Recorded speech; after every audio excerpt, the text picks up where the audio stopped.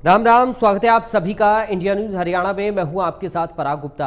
शुरुआत करेंगे metro news की। लोकसभा चुनाव को लेकर प्रदेश में चुनाव प्रचार थम गया है। गुरुग्राम के डिप्टी कमिश्नर निशांत यादव ने इंडिया न्यूज हरियाणा से खास बातचीत के दौरान 25 मई को होने वाले मतदान को लेकर प्रशासन द्वारा की गई तैयारियों की जानकारी दी। क्या कुछ कहा, सुनिए।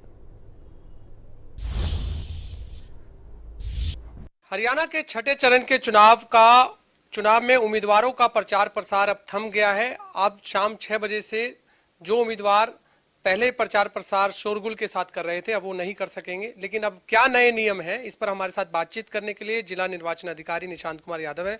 सर, अब क्या नए नियम बनाए गए हैं उम्मीदवारों के लिए, क्योंकि प्रचार प्रसार 6 बजे थम गया है? देखिए, जो पोल डे होता है उसके 2 दिन पहले, 48 घंटे पहले साइलेंस पीरियड जिसको हम कहते हैं वो लागू हो जाता है। तो आज शाम को 6 बजे से 23 मई को 6 बजे से साइलेंस पीरियड लागू हो चुका है। उसमें जो भी कैंडिडेट्स हैं वो रैली, पब्लिक प्रोसेशंस, गैदरिंग्स, वो उस प्रकार से प्रचार प्रसार नहीं कर सकते, डोर टू डोर कैंपेन ही कर सकते हैं। जो भी प्रिंट मीडिया में विज्ञापन देंगे उसकी जो अप्रूवल है वो और उसकी सर्टिफिकेशन है वो मीडिया लेवल, जो मीडिया की जो हमारी डिस्ट्रिक्ट लेवल कमेटी बनी है MCMC, उससे कराई जानी जरूरी है। रोड शो करना, प्रोसेशंस निकालना, बड़ी रैलियां करना, लाउड स्पीकर का इस्तेमाल करना, ये सब चीज़ें प्रतिबंधित हैं। तो हमने सारे कैंडिडेट्स को ये बताया भी है और उनको लिख करके भी इंस्ट्रक्शंस हमने भेजी हैं। मीडिया के साथियों के जरिए यही बताना चाहेंगे कि साइलेंस पीरियड का वो पालन करें, क्योंकि ये मॉडल कोड ऑफ कंडक्ट का हिस्सा है और उसमें ये लेवल प्लेइंग फील्ड रखने के लिए ये रूल बनाया गया है। इसमें जितनी भी गाड़ियों की परमिशन हमने दी थी पहले, वो सारी साइलेंस पीरियड तक ही वैलिड होती है। अगर आगे आने वाले 2 दिनों में किसी को भी गाड़ियों की परमिशन चाहिए तो वो फ्रेश परमिशन RO ऑफिस में यानी DC ऑफिस में अप्लाई कर सकता है। इसके लिए भी हमने कैंडिडेट्स को बता दिया है। जो पोल डे है उस दिन हर एक कैंडिडेट को एक गाड़ी खुद के लिए, और अगर अपने इलेक्शन एजेंट्स या सपोर्टर्स को के लिए गाड़ियां लेनी है तो हर एक विधानसभा के लिए एक, यानी टोटल 9 गाड़ियां ऐसी अलाउ होंगी। तो उनके लिए भी हमने कैंडिडेट्स को बताया है। उसके लिए उनको अप्लाई करना होगा DC ऑफिस में या सुविधा पोर्टल पे ऑनलाइन भी अप्लाई कर सकते हैं। सर, इस दिन उसमें कोई भी उम्मीदवार यदि उल्लंघन करता है इन नियमों का जो आपने बताए हैं, उसके खिलाफ किस तरह की कार्रवाई बनती है? ऐसे में जो मॉडल कोड ऑफ कंडक्ट के वायलेशन में उनको हम नोटिस देंगे और उनके नोटिस में जो जिस प्रकार से जवाब आएगा, और अगर ये बात सिद्ध हुई कि उन्होंने मॉडल कोड ऑफ कंडक्ट का वायलेशन किया है, तो जो भी एज पर नॉर्म्स कार्रवाई होती है, चाहे वो रजिस्ट्रेशन ऑफ क्रिमिनल केस है या इलेक्शन कमीशन को केस रेफर करना है, वो उस हिसाब से कार्रवाई की जाएगी। साथ ही ये भी इंश्योर हम कर रहे हैं कि जो पोल को या पोलिंग को जो विशिएट करने की प्रोसेस है, चाहे वो डिस्ट्रीब्यूशन ऑफ इलीगल लिकर है, चाहे वो मनी है, उस सब पे भी हमारी विशेष नज़र है। और उसके लिए जो हमारी फ्लाइंग टीम्स और SSTs हैं, स्टैटिक सर्वेलेंस टीम्स, उन्होंने भी नज़र रखी हुई है। 25 मई को कितने बजे मतदान केंद्र पर पहुंचे और कब तक मतदान होगा, इसके लिए क्या अपील करेंगे? मतदान का जो समय है वो सुबह 7 बजे से शुरू होता है। तो 7 बजे लोग बूथ पे जा सकते हैं और शाम को 6 बजे तक मतदान जो है वो रहता है। मैं सब लोगों से अपील करूंगा कि वो ज़रूर मतदान करने जाएं, क्योंकि ये एक लोकतंत्र का पर्व है और ना केवल मतदान आपका संवैधानिक अधिकार है, कॉन्स्टिट्यूशनल राइट है, बल्कि आपकी ड्यूटी भी है। और 5 साल में एक बार ये अवसर मिलता है, इसलिए डेफिनेटली उनको अपने बूथ पे जाकर के मतदान करना चाहिए। बहुत बहुत धन्यवाद। आपने सुना जिला निर्वाचन अधिकारी निशांत कुमार यादव जी को, जिनका कहना है कि 25 मई को सुबह 7 बजे मतदान शुरू हो जाएगा, जो कि शाम 6 बजे तक मतदान चलेगा। और एक लोगों से अपील है कि ज़्यादा से ज़्यादा लोग घरों से बाहर निकलकर मतदान करें। कैमरामैन JD के साथ गुलशन ग्रोवर, गुरुग्राम। गुरुग्राम में मतदाताओं के लिए स्पेशल पोलिंग बूथ बनकर तैयार हो गया है। पोलिंग स्टेशन पर model booth, pink booth, youth booth, PWD booth और ग्रीन बूथ बनाए गए हैं। इंडिया न्यूज हरियाणा के south Haryana bureau chief Gulshan Grover ने मॉडल बूथ का जायजा लिया। हरियाणा में 25 मई को चुनाव है और चुनाव से पहले अब पोलिंग बूथ पूरी तरह से तैयार किए जा रहे हैं, क्योंकि जहां पर मतदाता अपनी वोट का इस्तेमाल करेंगे और पोलिंग बूथ पूरी तरह से सजाए जा रहे हैं। इस समय मैं मौजूद हूं गुरुग्राम के सेक्टर 4 के government model senior secondary school में, जहां पर आप देख सकते हैं कि जो पोलिंग बूथ को किस तरह से यहां पर सजाया जा रहा है। 5 तरह के पोलिंग बूथ स्पेशल बनाए गए हैं, जो कि model booth, pink booth, youth booth और PWD बूथ और ग्रीन बूथ। इस समय मैं मॉडल बूथ पर मौजूद हूं, जिसका एंट्री की बात करें तो यहाँ पर एक संदेश जो है दिया जा रहा है मतदाताओं को, और इसके साथ साथ जब हम अंदर की तरफ चलते हैं तो ये आप रेड जो कारपेट देख रहे हैं, इसी रेड कारपेट से होते हुए मतदाता अपनी वोट का इस्तेमाल करने के लिए वो अंदर तक जाएंगे। इसी तरीके से तमाम जो बूथ है वो पोलिंग बूथ इसी तरीके से अब पूरे तैयार किए जा रहे हैं, क्योंकि 25 मई को मतदान है और मतदान से पहले पोलिंग बूथ पर मतदाताओं को किसी तरह की परेशानी ना हो, इसलिए तमाम पोलिंग बूथ तैयार किए जा रहे हैं। एक ही आप देख रहे हैं स्कैनर भी यहाँ पर लगाया गया है, जो कि नो योर कैंडिडेट, आप कैंडिडेट के बारे में जान सकते हैं। यहाँ पर आकर आप अपने फ़ोन से अगर स्कैन करेंगे तो कैंडिडेट का पूरा के पूरा ब्यौरा जो है वो यहाँ पर नज़र आ जाएगा। जैसा कि हम आपको उदाहरण के तौर पर एक दिखाते हैं कि इन्होंने अभी यहाँ पर जो कि इसको स्कैनर किया अपने फ़ोन से, और फ़ोन को स्कैन करने के बाद यहाँ पर उसकी पूरी जो जानकारी है जो कैंडिडेट की वो इसमें आ जाएंगी, जितने भी कैंडिडेट गुड़गांव कॉन्स्टिट्यूएंसी से चुनाव लड़ रहे हैं। मेरे साथ इस समय स्वीप के कोऑर्डिनेटर हैं जो कि गौरव सिंह, उनसे जान लेते हैं। गौरव जी, हम देख रहे हैं कि मॉडल बूथ पर इस समय हम हैं, क्या कुछ स्पेशल खास है? देखिए, मॉडल बूथ जो ईसीआई की गाइडलाइंस है उसके अकॉर्डिंगली हमने बनाए हैं, जिसमें हर विधानसभा में एक मॉडल पोलिंग बूथ हमने बनाया है, जिसमें हमने जो थोड़ी सी सुविधाएं एक्स्ट्रा कर दी हैं। जैसे आपने देखा कि एंट्री गेट आपको एक देखने को मिला, वोटर्स प्लेज आपको देखने को मिली, वोटर्स को स्पेशल फील कराने के लिए हम लोग एक रेड कारपेट एंट्री दी है, और साथ में नो योर कैंडिडेट ऐप जैसे आपने अभी देखी, इसमें कैंडिडेट के बारे में आप पूरी जानकारी ले सकते हैं। साथ में अगर आप आगे देखते हैं तो सबसे पहले हमारा वोटर्स फैसिलिटेशन सेंटर लगा हुआ है, तो कंसर्न जो बीएलओ हैं वो यहाँ पर बैठे हुए हैं, जो कि वोटिंग से रिलेटेड कोई भी जानकारी यहाँ पे अगर किसी भी वोटर को चाहिए तो वो यहाँ पर वोटर्स फैसिलिटेशन डेस्क पे आकर के ले सकता है। और जैसे हमारे साथ बीएलओ मैडम यहाँ पर उपस्थित हैं, तो इस तरीके से जब यहाँ से जानकारी लेने के बाद में जब वो वोटर आगे बढ़ता है तो वोटर को आगे बढ़ता है तो हमारे ये पोलिंग स्टेशन बूथ, हमने बूथ नंबर्स भी दे रखे हैं यहाँ पे, तो ताकि अपने पोलिंग स्टेशन जब यहाँ से बीएलओ से ये पता कर लेंगे कि मेरी वोट कौन से पोलिंग बूथ पे है, तो वो फिर पोलिंग बूथ की तरफ जाएंगे। और जब पोलिंग बूथ पे जाएंगे, जब वोट करने के बाद वो वापस आते हैं, तो उनके लिए हमने यहाँ पे एक स्पेशल सेल्फी बूथ भी लगाए हैं। सेल्फी बूथ के साथ में हमने कुछ कटआउट्स भी रखे हुए हैं, जिसमें सेल्फी बूथ पर हम भी सेल्फी खिंचवा ही लेते हैं।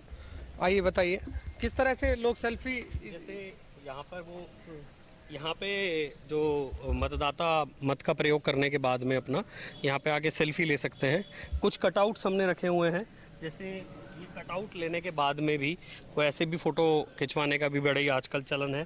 जैसे हमारे साथ में इलेक्शन तहसीलदार राजेंद्र जी भी हैं, तो बिल्कुल इसमें लिखा भी हुआ है, voting is not only A right but a duty. ये ड्यूटी सबकी बनती है कि वोट का इस्तेमाल वो ज़रूर करें। हमारे साथ तहसीलदार भी है राजेंद्र सिंह। राजेंद्र जी, हम देख रहे हैं कि अलग अलग तरह के पोलिंग बूथ यहाँ पर बनाए जा रहे हैं ताकि लोग पोलिंग बूथ पर आकर अपनी वोट का इस्तेमाल कर सकें। अंतिम दिन है क्योंकि चुनाव प्रचार अभी आज थम जाएगा, इससे पहले पोलिंग बूथ को पूरी तरह से तैयार किया जा रहा है। आप भी बताइए कि क्या कुछ और ख़ास है? सर, इसमें जो मतदाताओं के लिए सभी सुविधाएं उपलब्ध करवाने का प्रयास किया जा रहा है इसमें, ताकि मतदाताओं को किसी प्रकार की भी असुविधा ना हो। जैसे बैठने के लिए है, हमने वेटिंग रूम बनाया है सभी के लिए। जो भी असहाय व्यक्ति है तो उसको अगर लंबी लाइन है तो उसको प्राथमिकता के आधार पर उसको पहले क्यों में न लग करके उसको सीधा ही वोट करवा दी जाएगी, अगर वो इस तरह का कोई आता है तो हमारे पास। देखिए, हम वो भी दिखा देते हैं पोलिंग बूथ को जहाँ पर जो लोग हैं वो वोटिंग का इस्तेमाल करेंगे। ये एंट्री है, यहाँ से एंट्री होगी और उसके बाद एंट्री करते हुए जो भी मतदाता है वो एजेंट रहेंगे सर इधर हमारे यहाँ पे। ये एजेंट के बैठने की सुविधा है इधर, तो जब एजेंट ये आइडेंटिफाई करेंगे भी वोटर है ये, हाँ इसी बूथ का है, वोटर है और सही है, जेन्युइन है, इस बूथ पर आकर वो जान पाएगा कि वो वोटर सही है गलत है, उसके बाद वोट का इस्तेमाल। जी जी जी जी। और फिर हमारे यहाँ पर जो पोलिंग ऑफिसर फर्स्ट बैठेंगे यहाँ पर, जो वो भी उसमें वोटर लिस्ट में चेक करेंगे, उनका नाम चेक करने के बाद ये लगाएं भाई ये सन ऑफ ये आया है, क्या ये सही है, उधर से भी वो आइडेंटिफाई करेंगे, ये भी करेंगे। बिल्कुल, मास्टर ट्रेनर भी हमारे साथ हैं। किस तरह से ट्रेनिंग दी गई है इन सभी को और क्या कुछ खास बताया गया है? सबसे पहले ना वोटर्स जो आएंगे, इधर से लाइन में वोटर आएंगे, इधर हमारे एजेंट्स बैठे होंगे साथ में उनको देखने के लिए कि वोटर्स आ रहे हैं, उनकी आइडेंटिफिकेशन करने के लिए। उसके साथ साथ हमारे पोलिंग ऑफिसर्स इधर बैठे होंगे, अरेंजमेंट होगा पूरा। Polling officer 1, polling officer 2, polling officer 3। तो सबसे पहले जो वोटर आएगा पोलिंग ऑफिसर 1 के पास, वो उनका नाम वोटर लिस्ट में चेक करेगा, उनको आइडेंटिफाई करेगा। फिर नेक्स्ट पोलिंग ऑफिसर के पास जाएगा, वो उनको वोटर रजिस्टर में उनकी एंट्री करवाएगा और उनको इंडेलिबल इंक लगाएगा। ये काम पूरा होने के बाद फिर पोलिंग ऑफिसर 3 के पास वोटर जाएगा, वो उनको कंट्रोल यूनिट से बैलेट इशू करेगा। बैलेट इशू होने के बाद वोटर वोटिंग कंपार्टमेंट में जाएगा। उधर वोटिंग कंपार्टमेंट में जाने का देखिए बिल्कुल कंट्रोल यूनिट है ये, आप देख सकते हैं। इसमें से एक स्लिप निकलेगी। अच्छा, स्लिप नहीं निकलेगी। इधर से बैलेट इशू करेंगे। आप करिए बैलेट इशू। जैसे बैलेट इशू करते ही इधर बिजी लाइट जग गई है। उसके बाद वोटर उधर वोटिंग कंपार्टमेंट में देखिए वो मशीन भी मैं आपको दिखा दूं कि पूरी जो जितने भी पोलिंग बूथ यहाँ पर बनाए गए हैं, ये मशीनें जो है पहुँचा दी गई हैं, जो कि ये कंट्रोल यूनिट है। कंट्रोल यूनिट के बाद मैं अंदर आपको दिखा दूं कि जब कोई भी वोट का इस्तेमाल करेगा तो ये साफ तौर से लगाया गया है ताकि ये जानकारी ना हो सके कि किसको जो भी मतदाता है वो वोट कर रहा है। ये ईवीएम मशीन है जो कि अब आप देख सकते हैं यहाँ पर रिहर्सल के तौर पर ये नंबर वाइज जो है लगाए गए हैं। जो बैलेट यूनिट है, किसी को भी अगर कोई वोट करना है तो 1 पे बटन दबाएगा या 2 पे बताएगा तो यहाँ पर जो है साफ तौर से आ जाएगा। आप देखिए ये अगर मैं 2 का बटन दबाता हूँ तो यहाँ पर स्क्रीन पर ये दिखाई देगा, वीवीपैट पर ये दिखाई देगा। सब एक बार हमें फिर दोबारा रिहर्सल करके दिखाएं।